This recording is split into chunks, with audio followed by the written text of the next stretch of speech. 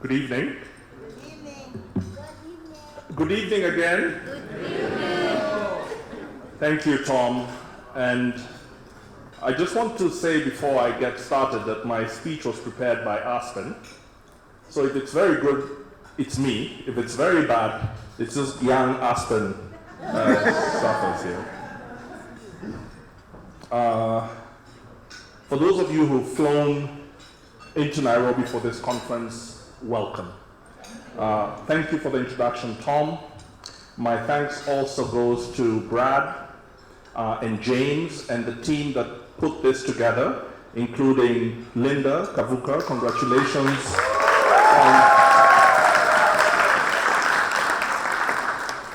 It's an extraordinary event, and I'm so glad that it's happening here in Nairobi. I also want to especially recognize Linda, who all of you know, who I've known through my wife for a long time, but who I've come to call a friend. And last night we had dinner with her and a group from Atlas and Linda, and it got quite late, and Linda wanted to know if the younger people at the table were feeling tired, because she was ready to keep going. So Linda, welcome back to Kenya. Your passion in wanting to change the world is an inspiration to so many people I know in this room, me included. Thank you.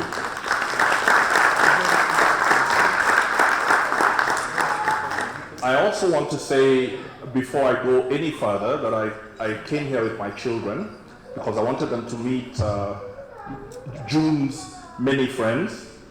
And I asked my daughter, what should I tell them? And I'll quote her. She said to say, business right now is going slowly, but it will improve.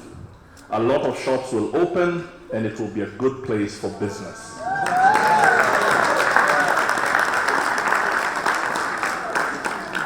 Thank you, Kerigo. I prepared my remarks after seeing the different topics that were being discussed earlier in the day and tomorrow, and in the hope that my remarks here will add to the solutions and insights that you're all generating. I don't want to offer, answers as if I know them all, but rather to set out maybe a few insights of my own, my experience in government, and really to provoke you in a positive way. I know this is a room of passionate people who are trying to change their countries and this continent and the world. And so take my remarks positively, even if they sound a bit critical.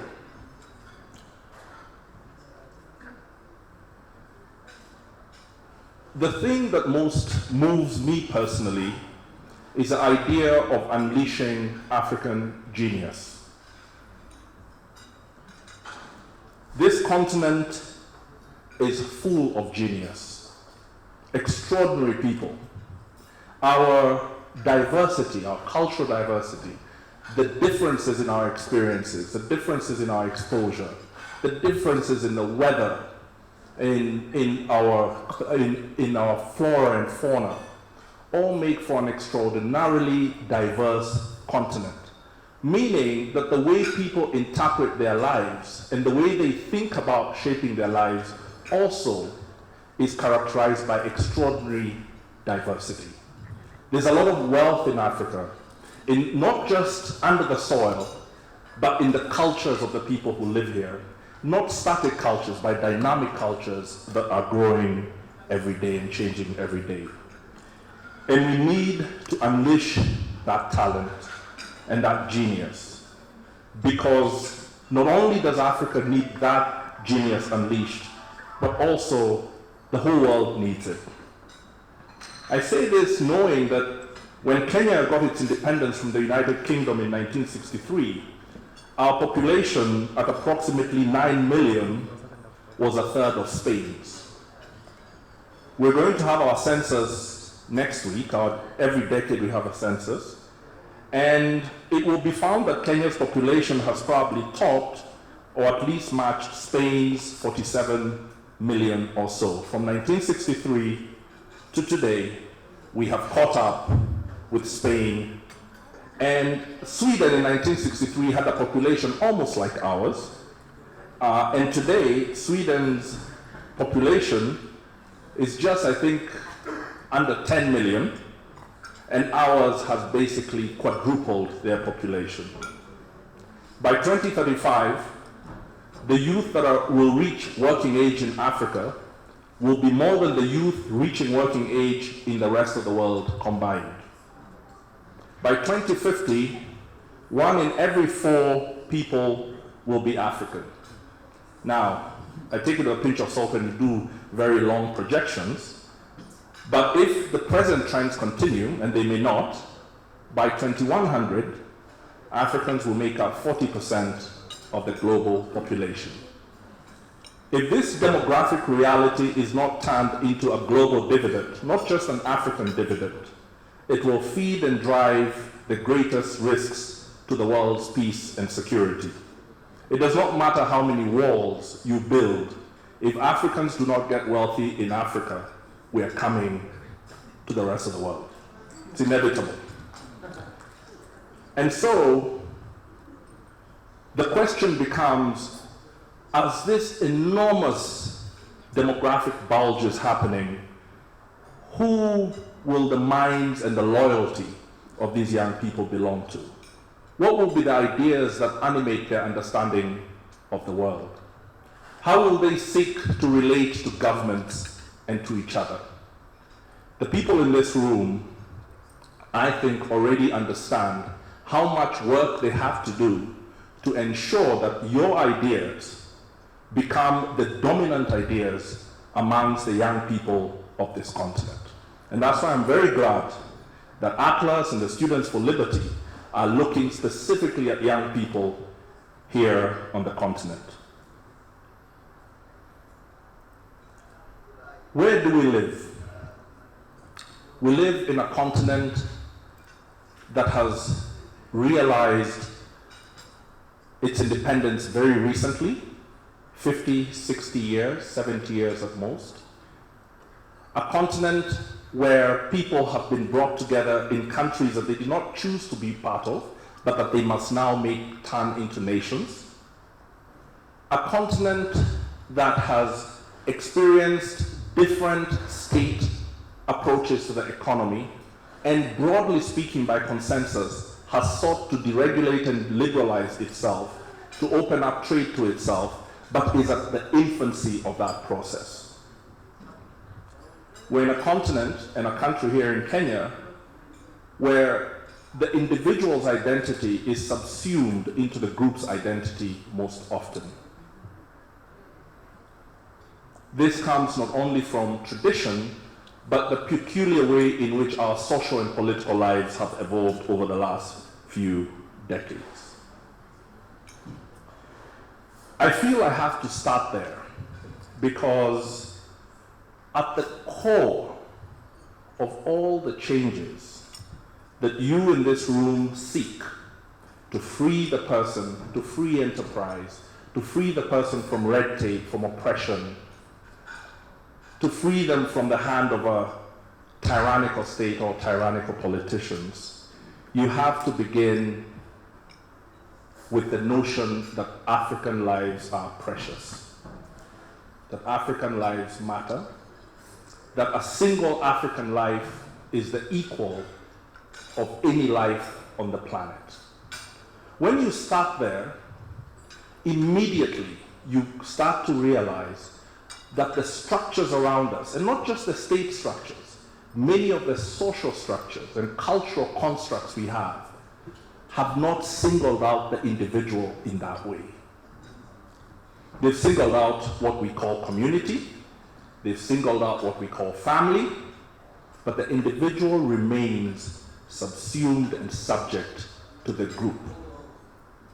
I don't want any Africans here to be offended by what I'm saying, but it's the truth. Not entirely, the continent is diverse enough to take differences, but broadly speaking, it's the truth. If the value is in the group more than the individual, then the freeing of the individual to pursue his or her genius is subject to the process of the group. whether it's political or cultural or within even the family. And each group has its minders, its leaders, and those who keep watch at the gate. They're more concerned with the fate of the group than that of the individual. So it seems to me that the first mission you have, and the most difficult mission, is to protect that minority of one from the whims of the majority. Now, this is not easy, and it's a long-term issue. It does not mean the erasure of African culture, but rather it means the highlighting of the individual as the bottom line of that culture.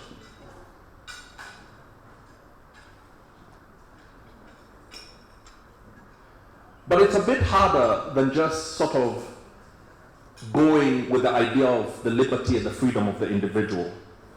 Because in many parts of this continent, danger and fragility are rife. The state, rather than being the overwhelming heavyweight in every part of the society, is very often missing.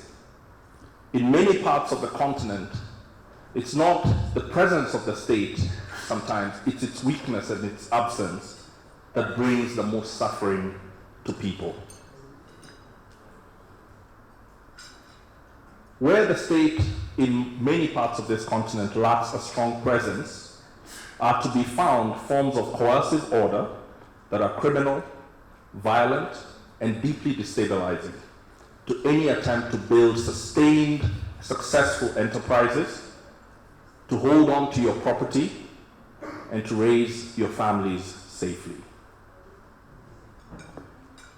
So it means that much of your mission here is not necessarily just to roll back the state. And here I'm not talking about a few regulations and red tape.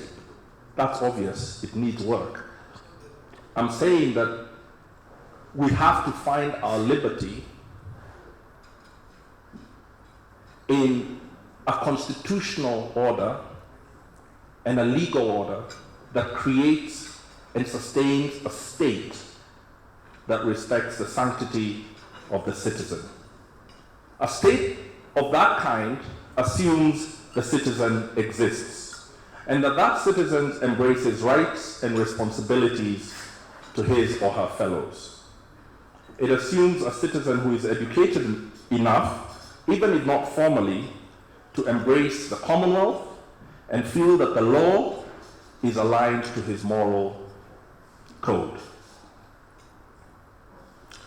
That liberty requires a politics whose competitions and interactions keep the tyrannical at bay, with a clear alignment of interests that is a predictable and effective mechanism in resolving powerful differences and between groups in the way that we arrange our politics. But what do we have rather than these clear lines of citizen and state? The law. What we have are two realms and two codes. One is built from the Constitution, laws, courthouses, government offices, parliaments, police forces, counterterrorism officials. It dresses in a suit and tie like myself and speaks in English or French. Then there's another much older series of cultural codes, much, much older, that precede the coming to life of what we think of as the formal code. In these cultural codes are laws, treaties, traditions, mechanisms for regulating behavior, for reward and punishment. And many Africans step back and forth between the two, rarely resolving in any decisive way the deep contradictions that are so often at hand. A good example. You purchase a piece of land down the road past the airport. Perfectly legitimate piece of land. You hand over the money you get your title deed. Land prices take off.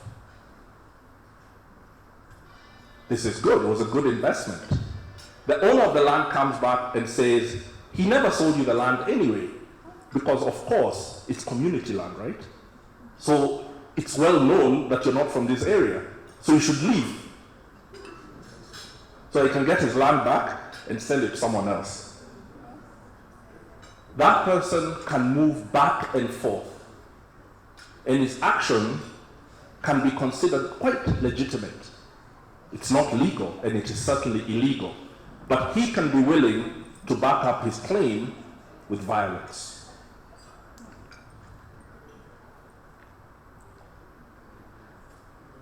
In one realm is social trust, in another one is the force of the state.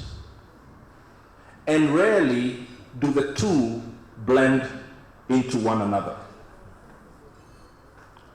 Therefore, the rule of law, which is so important to all of you and to all of us, and by that I mean the rule of law according to the Constitution and laws written in books, is not treated in capitalized letters. It can be treated as suggestive. In fact, at the very heart of what so many Africans in the many workshops that we have here say called bad governance has a lot to do with the back and forth, the ability to move from the legitimacy of the cultural to the illegal of the state at the very same time. It's quite easy here in Kenya, when you speak a lot in that sort of constitutional legal way, for someone to say, "Wewe unaongea kizungu mingi," meaning, "Hey man, you're talking a lot of white man stuff." Okay? Or, once I was told, "Oh my God, you've brought the Panadol document," as in you have to take a painkiller to read that document. Right?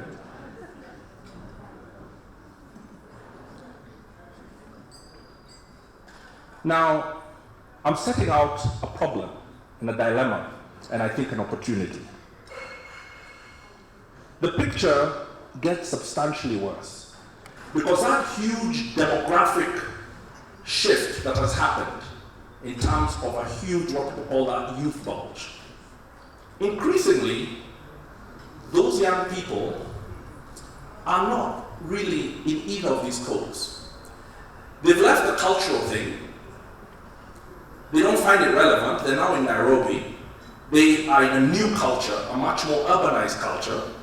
But at the same time, their entry into this so-called formal system is made very difficult by the barriers to entry. Sometimes these barriers being informational, other times being attitudinal, and other times as being the realities of red tape and gatekeeping, while feeling increasingly alienated from the social and cultural mores that their parents respect, and their grandparents especially respect so much. They are full of desires and ambitions, fed by their incredible access to information, that their educations and the economy as it operates gives them scarce means to achieve. There's somebody here, I think there's a firm called Well Told Story, that was telling me about what this idea of cruel optimism, where many of the young people are brought up in that realm of the formal schools, many very badly run, many run by governments badly, and they are told that they have to fulfill this series of exams and passes, and that they will then get a job at the end, and they will be successful. But it turns out, in an economy like Kenya, of the almost 800,000 people that come out of the schooling system every year, barely a tenth of them can get a job in a formally registered business. The overwhelming majority remain either in the informal sector or do not have any work. Where's the opportunity in this?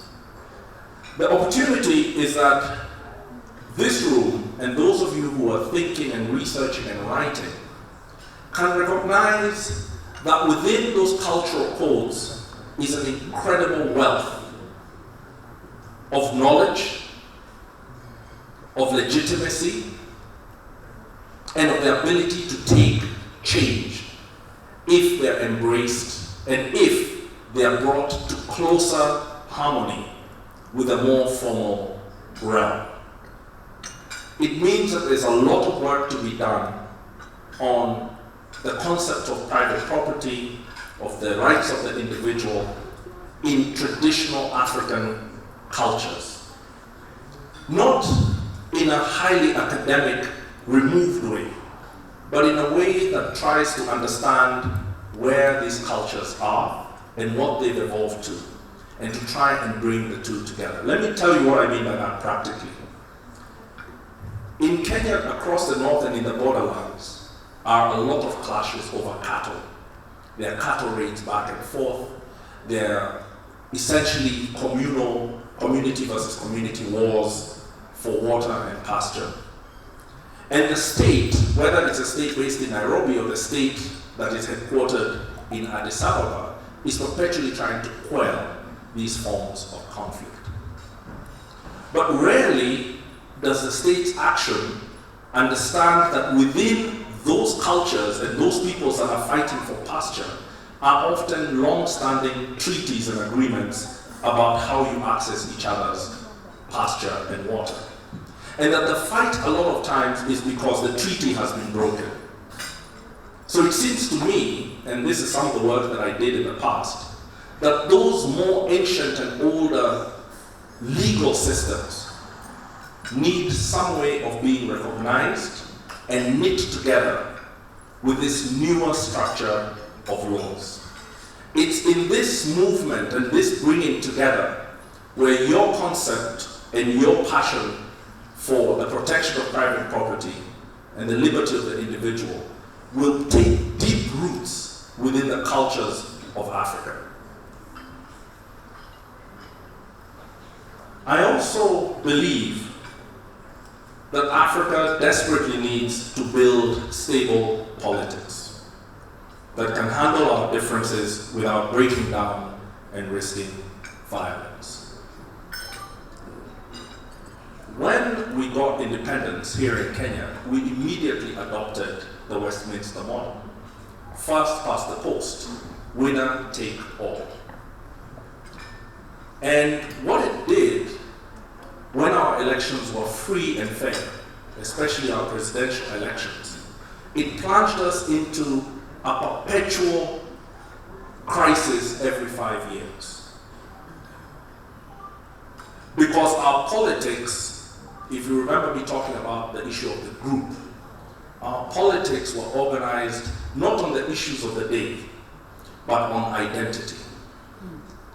And so, if you win, and you've won 55% of the vote, but the 55% essentially is a patching together of ethnic groups. What about the 45% or the 40% who voted for the other guy? What are they to think? Unfortunately, now according to the model, they're supposed to wait their turn and compete again in 5 years. But then you can say, well, look, we have a pretty good ethnic alliance here, and the numbers are with us, so we'll win again 5 years from now, 10 years from now, 15 years from now. So they have to disrupt it. And they disrupt it with a style of politics that is negative, that can be threatening, and can be deeply destabilizing. So how do you build a politics that is more stable?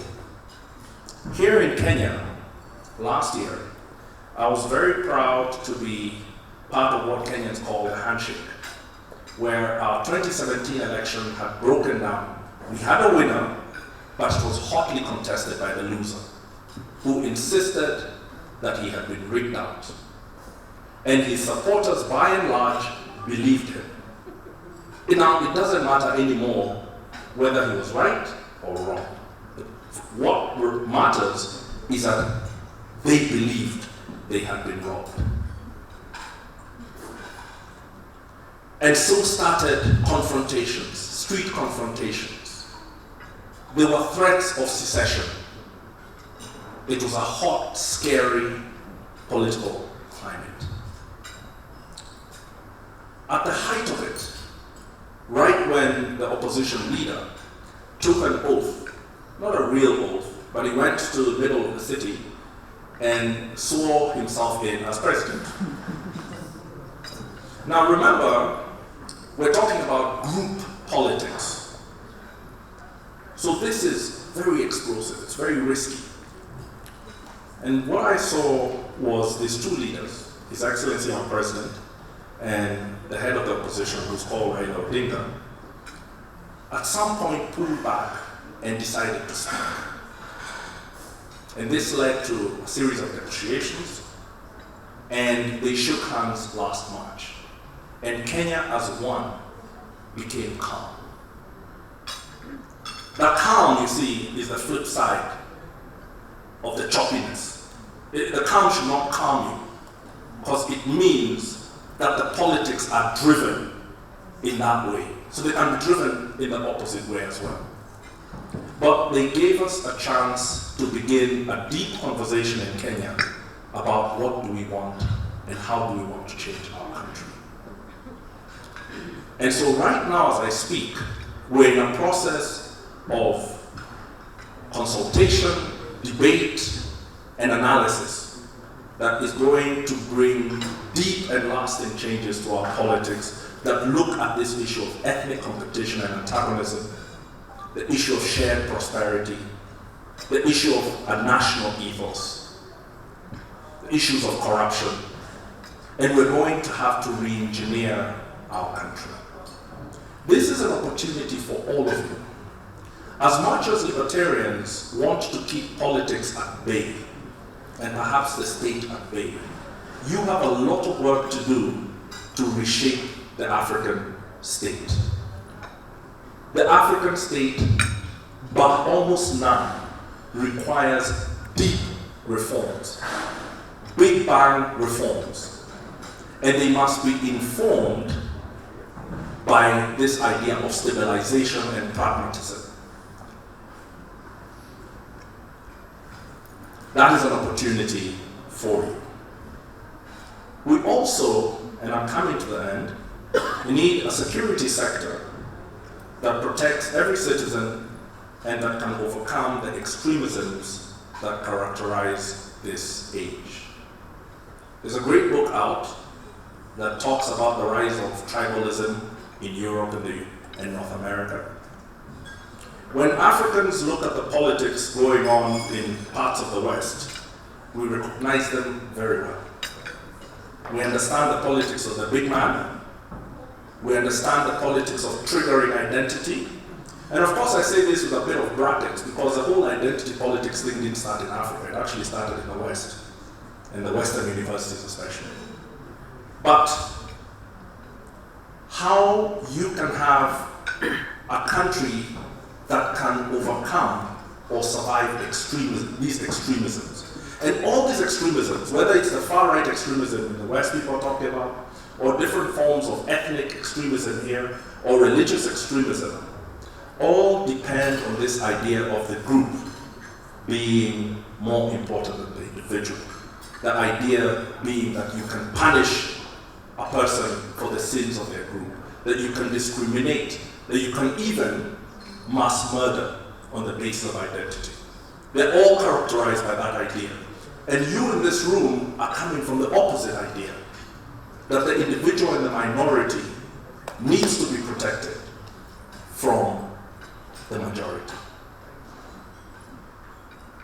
Now, my job requires me to constantly be thinking about jihadist terrorism. It's my everyday. I wake up thinking about it, I sleep thinking about it. And in between the day, that's what I do. The one thing we've not done here in Kenya, and I dare say nowhere in Africa, if not the world, is build a powerful, cogent argument against them. Now, if there's an argument you need to win, it is that against those extremists. I believe, when I look at this network of 490 think tanks around the world, who are all deeply committed to learning and to arguing and to advocating, let me aim your lens, if you're in Nigeria and West Africa, at Boko Haram. If you're here in East Africa, at Al-Shabaab. Because it's not just their violence, it's that they're reaching deep into the society and driving their ideas forward. And their ideas are usually meeting very fertile ground for a variety of reasons that I will not go into. We have to answer it. And those of us in the state do not know how to argue ideas. That's not what we do. We have lots of guns, we have lots of tanks, we have trucks, we have bombs. We don't have libraries in government offices. So you guys need to fight that fight. Because when you let us be the ones who fight it, we can easily overreach ourselves and harm the very liberties that you're trying to protect.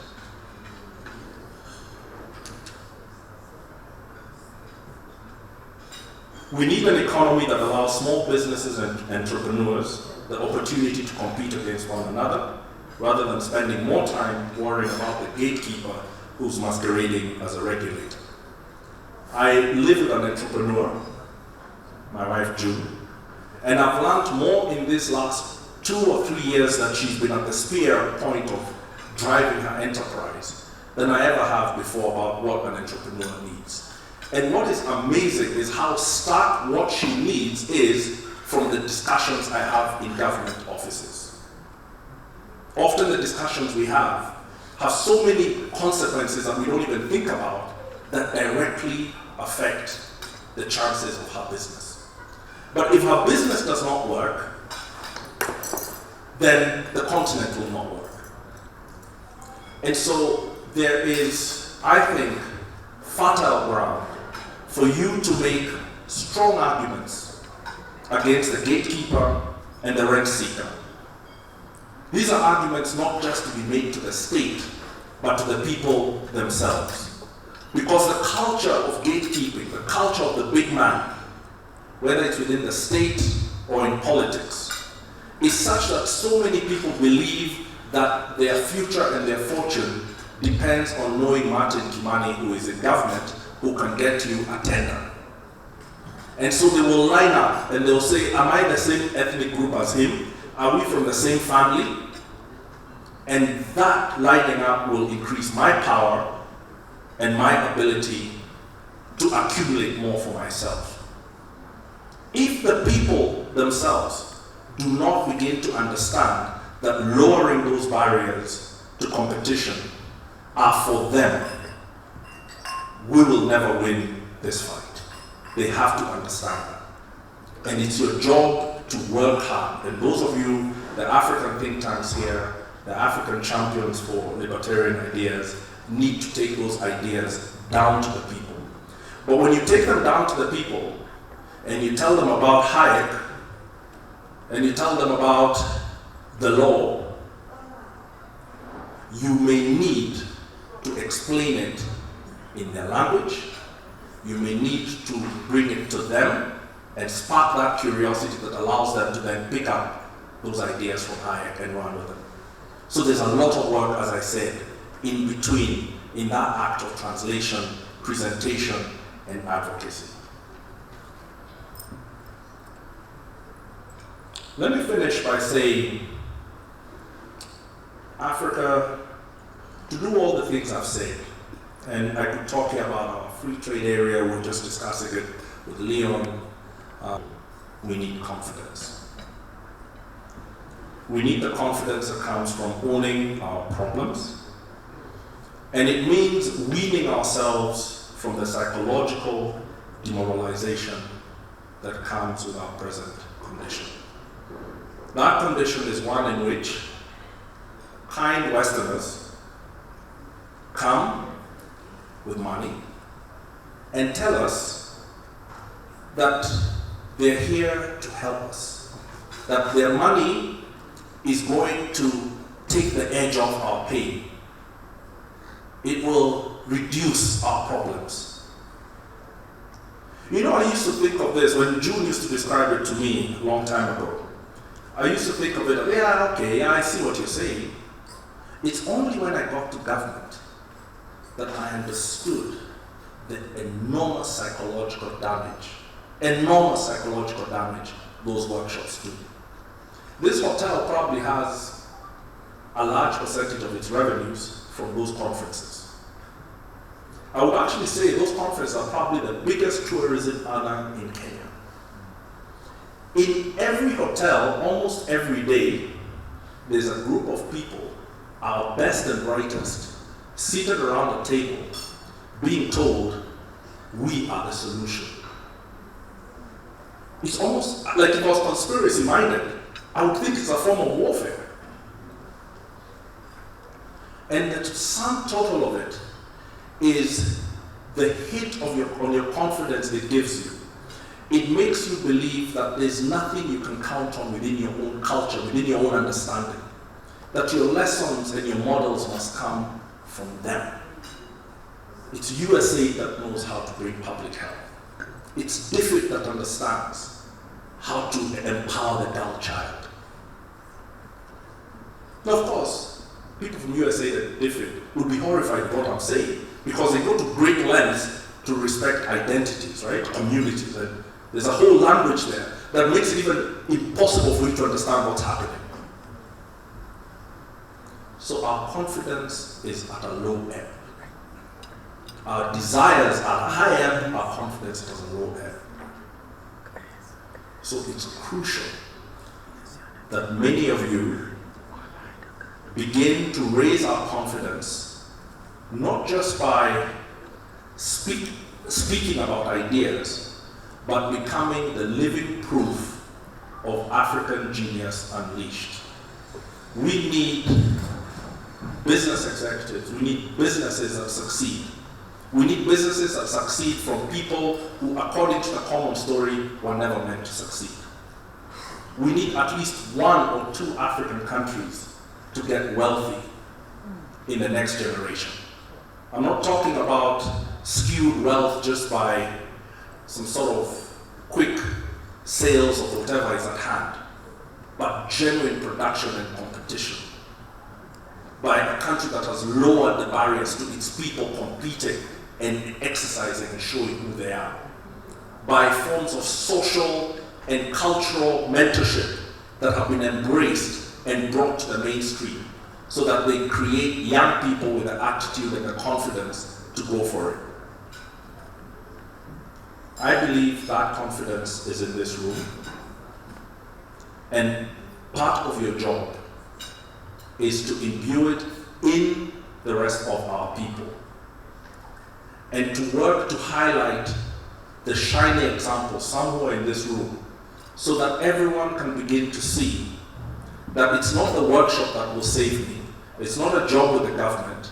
It's not a phone call to my brother or my brother's friend's friend who works for the government. But it's for me to start my own small business and go for it. I wish you all the best. And I want to say that I think one of the places where that success can be held and shown is right here in Kenya. Kenya is a country of unique gifts, a country that is deeply self-critical, a country whose leaders sometimes make an incredible turn towards pragmatism, a country that has opened itself up in terms of its economy, not enough, but much more than was the case 20 years ago. So I urge all of you to see what you can do in Kenya so that we can work together to create one of those living examples of African success and African genius unleashed that the world will depend on in the years to come. I thank you so much for this opportunity. Tom, and all of you. And if I have said anything, especially my very critical remarks about culture that have given you a little twinge of pain, please understand I meant it positively, because we have to say our truths so that we can grow from them. Thank you very much and have a good night.